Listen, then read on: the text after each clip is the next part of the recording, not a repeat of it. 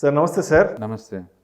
సుందరరామరెడ్డి గారు, డ్రోన్ల తయారీకి సంబంధించి 120 కోట్ల రూపాయల ప్రోత్సాహకాలను అందిస్తున్నట్లు పౌర విమానయాన మంత్రిత్వ శాఖ వెల్లడించింది. మరి ఈ భారీ ప్యాకేజీ కారణంగా డ్రోన్ల తయారీ రంగం ఎటువంటి వృద్ధిని చోటు చేసుకునే అవకాశం ఉంది?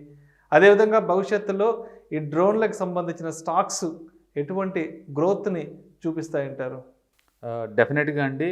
120 crores మనం మెగా ప్యాకేజ్ అని చెప్పలేం కానీ, but it's a that government intention. ఆ టెక్నాలజీకి మేము సపోర్ట్ చేస్తాము, ఆ టెక్నాలజీ మేము ఎంకరేజ్ చేస్తాము అని ఇచ్చే ఇన్సెంటివ్ లాంటిది అనమాట.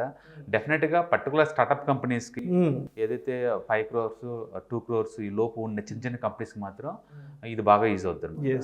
ఆల్రెడీ ఈ ఏరియాలో leading companies like aeronautical engineering కావచ్చు, లేదా పరాస్ డిఫెన్స్ కావచ్చు, లేదా జెన్టెక్ కావచ్చు, DCM శ్రీరామ్ కావచ్చు, రతన్ ఇండియా కావచ్చు, even food delivery companies like Swiggy, Zomato, వీళ్ళందరూ కూడా ఆ ఏరియాలో అగ్రెసివ్గా వాళ్ళు పార్టిసిపేట్ చేస్తున్నారండి.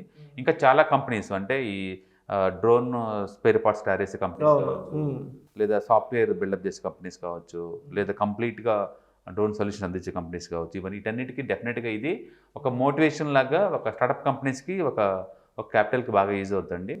డెఫినెట్గా ఇవాళ రిపోర్ట్లు ఏంటంటే ఈ మ్యారేజెస్ కావచ్చు, సెలబ్రేషన్స్కి, ఈవెంట్స్ కావచ్చు, లేదా ఇన్వెస్టిగేటివ్ జర్నలిజం, లేకపోతే మినీ ట్రాన్స్పోర్టేషన్, ఓకే, దానికి కావచ్చు, లేదా జియోమాపికల్ మ్యాపింగ్ కావచ్చు, అగ్రికల్చర్ కావచ్చు, చాలా ఏరియాల్లో వీటిని బాగా టూ మచ్గా వాడుతున్నారు అనమాట. అందుకని ముందు రోజుల్లో ఈ సెక్టర్ డెఫినెట్గా గవర్నమెంట్ ఎంకరేజ్ చేస్తుంది అండ్ లాట్ ఆఫ్ ఎంకరేజ్మెంట్ చేసింది అనమాట.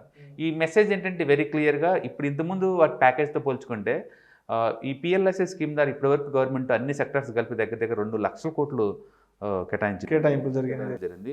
వాటితో పోల్చుకుంటే చిన్న మొత్తం అయితే అయ్యి ఉండొచ్చేమో కానీ, బట్ మెసేజ్ వెరీ క్లియర్ అనమాట. మేము ఎంకరేజ్ చేస్తాం ఈ సెక్టార్ని అన్న చెప్పకే చెప్తుంది అనమాట.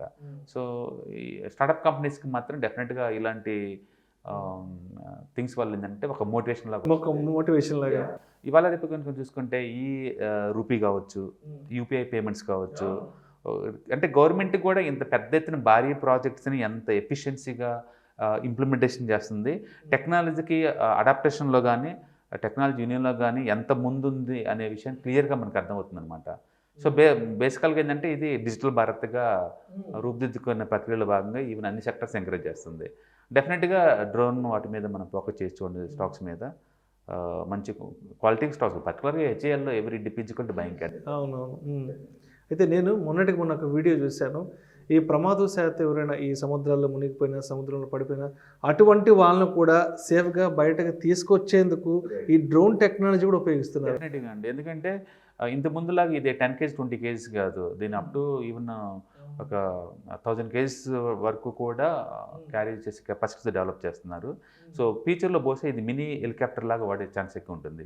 అన్మాన్డ్ ఏరియాలో అంటే రిస్క్ ఉన్న చోట ఇలాంటి టెక్నాలజీ వాడి సేవ్ చేసే ఛాన్స్ ఎక్కువ ఉంటుంది అనమాట. డెఫినెట్గా ముందు రోజుల్లో ఇంకా మోర్ ఇన్నోవేషన్కి వెళ్తాయండి. డ్రోన్ అంటే జస్ట్ ఒక క్యారేజ్ చేసే వెహికల్ లాగా కాకుండా మినీ ట్రాన్స్పోర్టేషన్ వెహికల్ లాగా వాడే స్థాయికి ఎదుగుతారు అనమాట.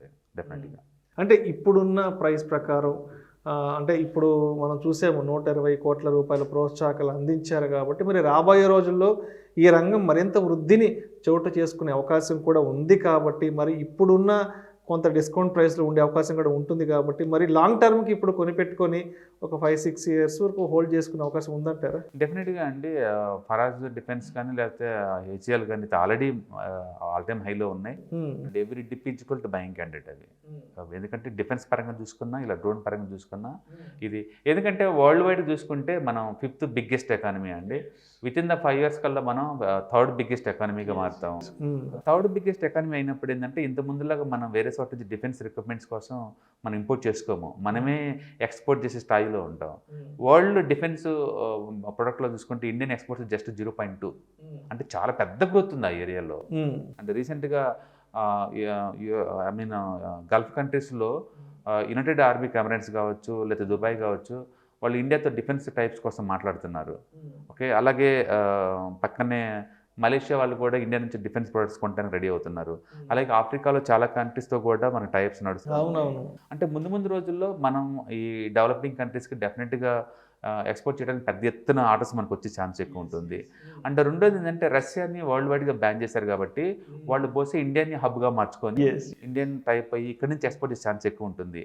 మనం ఏ లెక్క చూసినా సరే మిలిటరీ వాళ్ళ 8 lakh బడ్జెట్ కూడా చాలా పెద్దది.